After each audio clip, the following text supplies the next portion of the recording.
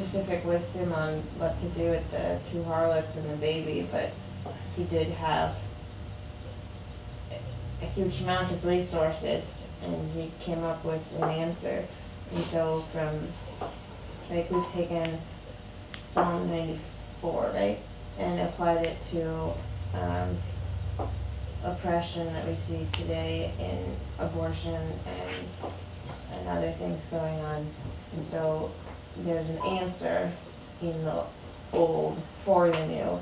And I've got this in my head, and I don't know what you're all gonna think. I think it's in somebody's theory of communism, where you have a thesis and an antithesis, and then they come together and make a synthesis. Yes, isn't that classic Marxism? Oh, I mean, Hegelian, it's Hegel's. Oh yes, And Marx used it for. Completely wrong there, because you get, I mean, you can see it where you have, and it doesn't have to be an antithesis, but you have the old and the new, and they come together and make something completely different.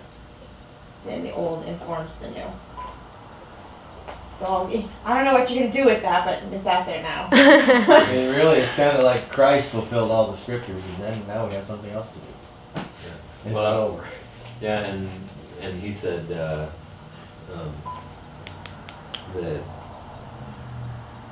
therefore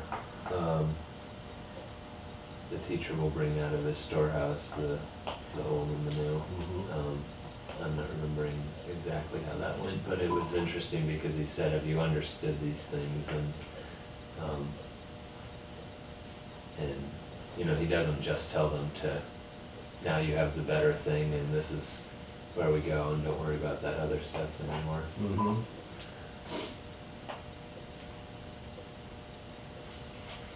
Oh, Yeah. my bad. Sorry. No, that's, 2 is Jorah.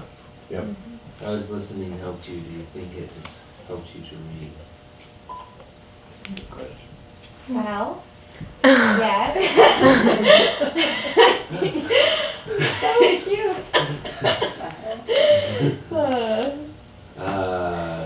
6 is Esther. As a mother, you have been prophetess and queen, maybe in the other order. How will you pass your learning on to others? I was thinking like now that you don't have people that are directly, I was thinking about when your kids are going on. Like, the older ladies will teach the youngers. Yeah. Yeah. 3 is Sarah. Let's see. You're the only person I took your day out on you. So, what do the appearances of plants teach you about how to discern between true and false prophecy? This isn't. I didn't know what your heart thing was. I couldn't read that one off the. Okay. So I went with your day. That's okay. And the time period we're in. This is great. You see, Plants. we have all these different True. steps, and we're conflating them all as kind of like what Hannah was saying, the old and the new, and all these different types of things. Conflate them all and pick out wisely what applies, because timing is big in glorification and maturation. Okay, so now I'm trying to think about plants. I haven't had to think about plants all evening. Oh dear. Trying to think specifically. Obviously, you know people by their fruit, right? Whoa. So, a pretty easy one would be if there's good fruit, and you know it's true prophecy, I suppose, and vice versa. Very good. Okay, good. What's your next one, Eric? Thanks. 7, Joe. What are you passionate about? Does the passion come from you or God? I asked that because I was thinking about the wilderness. There were a lot of passionate things that happened in the wilderness. I mean, they talk about them wandering around, and that's a little bit deceptive to just say they're wandering around and not like nothing be else happened. confronted with Yeah. all their anger and vying for power and fear and all these other passionate things, they facing battles and stuff. So Good. uh, 8, that would be you. Yep, that's- Doe, Mr. Doe. Mr. Doe. That's that was so good. Why is this Doris name? So I got to 8. You could pronounce that as Duff. Or Doff. Or I got to 8 and I had written lots of questions and I was having a hard time thinking of something, so I said, hey, why do you get 2 questions? I like it. That's a good, and there's a good answer. But I actually had written 2 questions earlier, so I decided to separate them into 2. You see, this is interesting because when we're confronted with the fact that Jesus Christ was both God and man, it's a very, people say, how can that be?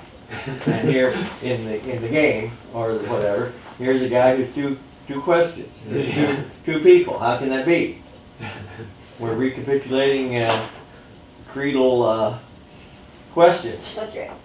All right, so here's the question: how will you be heard as your children age? Which you were sort of asked last time too, but this was piggybacking off of the first one about how God's voice changed. Yeah. Well, I think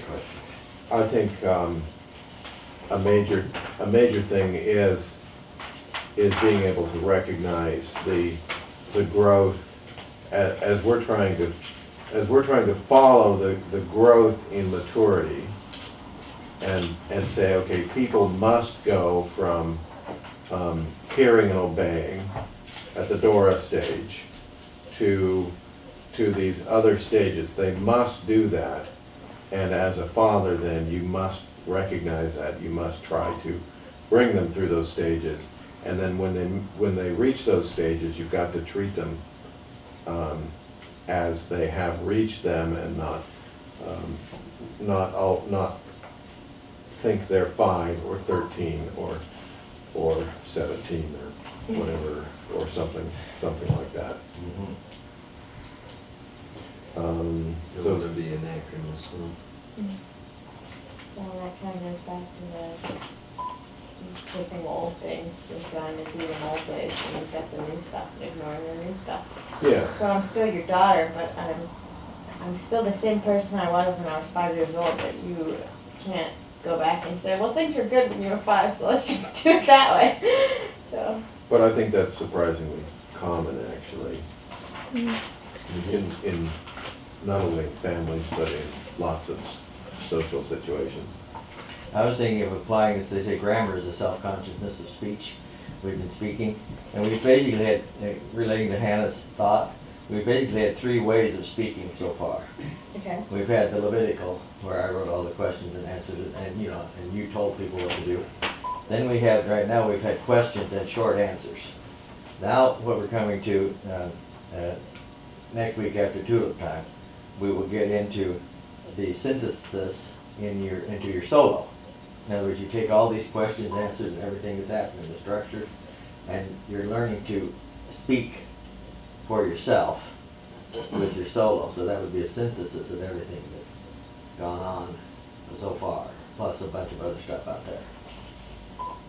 So that's synthesizing a bunch of questions and answers that have happened.